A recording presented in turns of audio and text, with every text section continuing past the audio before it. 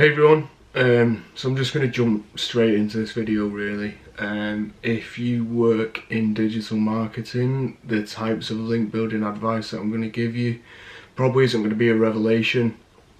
But for the people that are starting out, you know, there'll be some really helpful tips in there.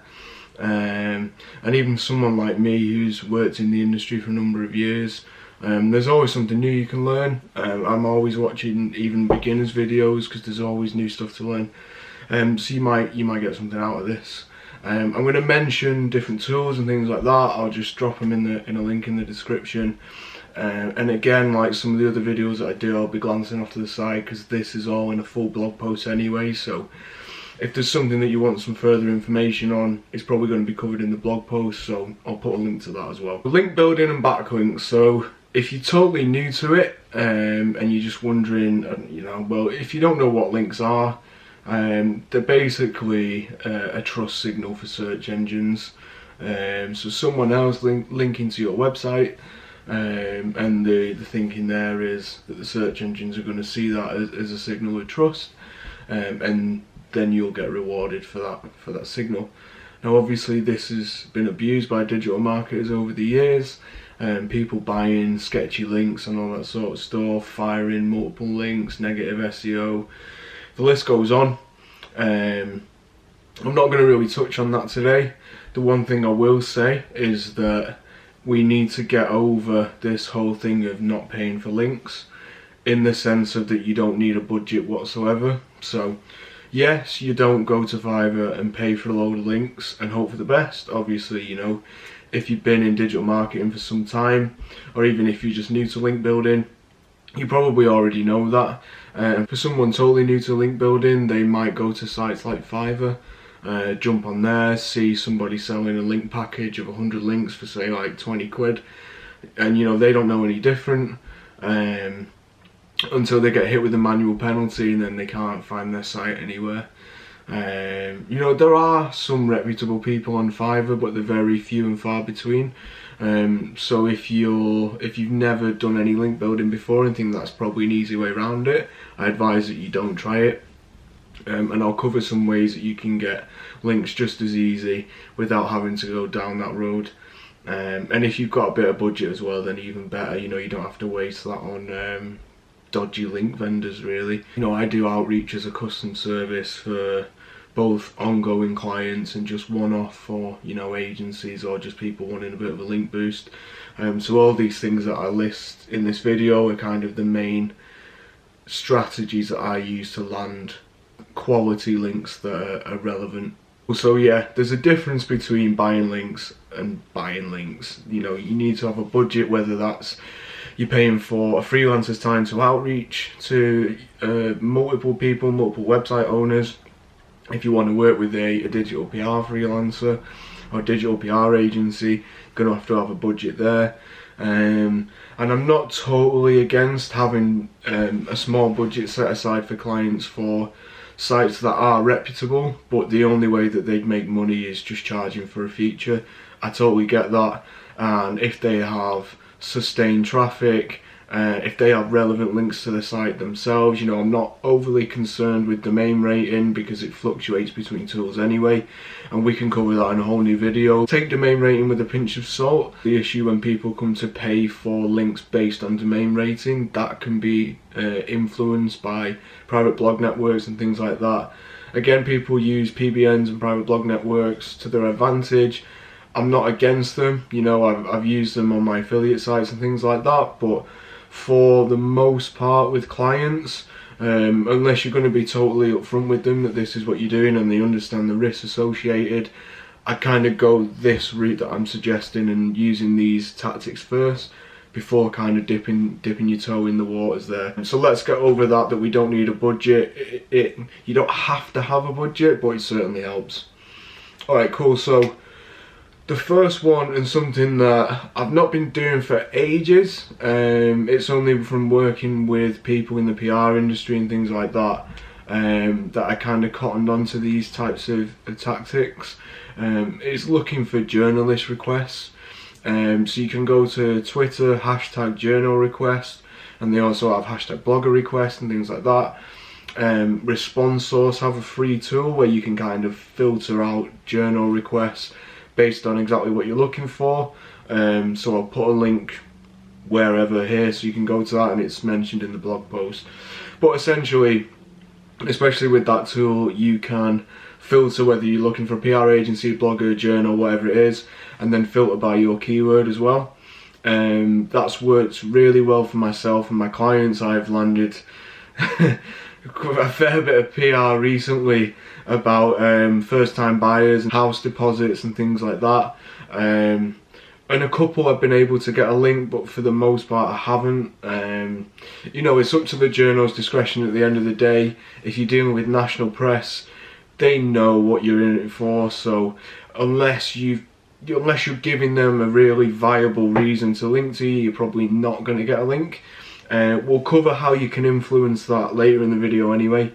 But yeah, generally journal requests are really good, at least for just getting general press, whether you get a link or not. But at the end of the day, if you've got a fairly small client and you can land them in a national publication, whether they get a link or not, they'll be pretty happy about it, and it's always a trust signal for search engines. And then there's other tools as well. So there's Help a Reporter Out, so that's I mentioned Response Source before. There's another tool called Decision. Help a Reporter Out is their newsletter offering, so they'll give you 2 emails a day. I think it's 2, comment below if I'm wrong there. A morning and an evening email with, again, journal requests, and you can just filter through that list. There does seem to be a big bias for North American journals, but again, you know, I've had a couple of features off there. They're usually very specific publications, and you do tend to get links from those as well. So if you do land them for your clients, they're really relevant links, and generally they're quite trusted publications as well. So, you know, check them out. You just reply to the email address. They'll ask for your name, your link and everything, and then whatever questions they want answering.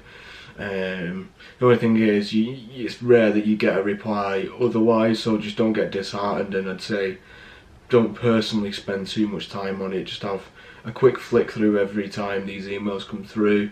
If you've got a client in the cleaning industry, just put in control find clean. If it doesn't show up, move on. So in terms of landing on sites and then looking for emails yourself, so we say we're still on this kind of searching for journalists and editorial requests, or if you see sites on tools like Response Source, they'll often say what upcoming features they have. If you're struggling to find emails, there's a free tool called hunter.io, and you just land on someone's site and it'll just have a little toolbar extension in the corner. You can click on that and it'll find all the email addresses associated with that website. This works really well with tools like Ahrefs, where you can filter out the sites linking to your competition, filter out the relevant domains, and then go on each of the sites and grab their email addresses through hunter.io, and then just do custom outreach to those sites. And the fact that they've linked to your competition as well means they're much more likely to link to you too. So yeah, hunter.io, and then Pitchbox is great for shortening the process of doing mass outreach. So you'd use Hunter to get the emails, and then Pitchbox to send mass emails. That's the easiest way I've found, and also Hunter is the one that seems to be getting the most relevant email addresses. It's not perfect every time, but because I'm not doing gigantic campaigns every week, I just stick to the free version, and it does the job for me. You know, 8 times out of 10 I can get the email that I'm looking for. So if you've landed a feature with a journalist for your client, or if you've got a press release, there's a couple of ways that you can kind of try to influence getting a link. So this doesn't work so well with the kind of publications where they understand exactly what you're trying to do, but for the more business specific sites, like for instance I had a one-off client that wanted an outreach boost for a recent press release they did, and they were in the engineering sector. So I was dealing with editors and journalists who they didn't really even understand, you know, what links did, what they were, and a lot of the time you're dealing with really aged domains, So their authority is really good. You know, getting a link from those kind of sites to your client, they're not only relevant, but they've held authority for years. So they pass some serious authority. So I was just putting the links in the press releases based on what we wanted, you know, branded links mostly. You know, obviously didn't want to take the piss, but none of those got taken out, whereas when I've done it with national press, you can guarantee that link's getting removed unless it's super relevant, and even then it's probably going to be no followed anyway. What you can also do is request an image attribution via a link. So if it's your client's image within a press release or your image, just request that the image credit that the journalist has to give is given in the form of a link. Now again, they might just say, you know, say for me this is from Dispense Digital or James Taylor SEO, but you know, sometimes they do. So it's always worth a try just to put within the actual press release image credit and then a link back to whatever site it is that you're doing the work for. And then the last one that is definitely the most effective is linking to a relevant study or data set that is part of the press release. So I mean, this is the main one, the main point that I wanted to get to anyway, is creating your own data and having these big beefy landing pages with quality content and unique data. That means anybody that's mentioning the data, they can't really not link to it. You know, if they're giving their readers more information on it, they kind of have to say, you know, here's how you find more information. So there's loads of people in the industry that have mentioned this tactic before, but other than the larger clients that also work alongside PR agencies and things like that, we don't really see it. I think a lot of agencies, or especially freelancers, are kind of still put off by this approach because it can be quite a big piece of work, and often if you're doing your own survey it can be quite expensive. But you can use sites like Statista to get existing survey data and then just kind of repurpose that for what you need. So you know, you don't have to spend thousands on a survey. Obviously it's great if you can get your own data, but the data for free that already exists is out there, so you can still put those pages together and outreach, and you know, you'll find that you'll still be successful doing it. But obviously having your own data and having your own resources is the ultimate. So basically you use these landing pages as a way to build up an internal page on your site that has its own authority, and then you can use anchor text as required to link back to the pages that you need to rank. So for an example, if you were an affiliate website owner and you wanted to create a big survey on game data in the gaming industry, you know, there'd be loads of stats out there already, you don't have to recreate it. You just kind of put it all together in one big resource, make it look really nice, and then, you know, journalists and editors looking to write about that kind of thing, stats in the gaming industry, if they Google it, you know, gaming industry stats 2020, and you've got a unique landing page for it that's just filled with data, it looks really nice, it has some nice images, that it's really easy for the journals or whoever lands on there to paste it onto their site. They'll give you a link back through image attribution or whatever it is. So you could take that approach, you know, so you don't just have to be an agency owner or a freelancer to do it. You could do it as for your own affiliate sites as well. But then also, you know, you could do that for clients in any industry. I've done it for a contract cleaning client.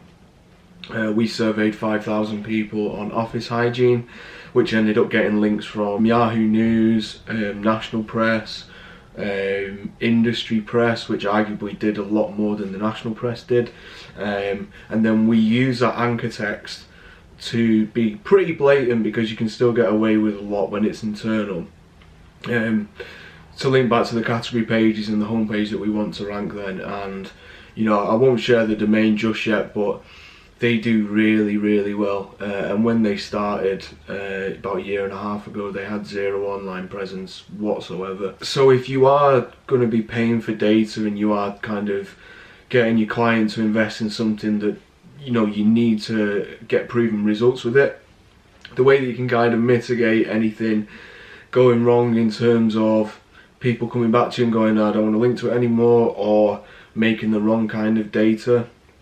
It's just doing pre-outreach. So like I said, there's tools like Response, Source and Decision anyway. You can use hunter.io even to get press contact emails.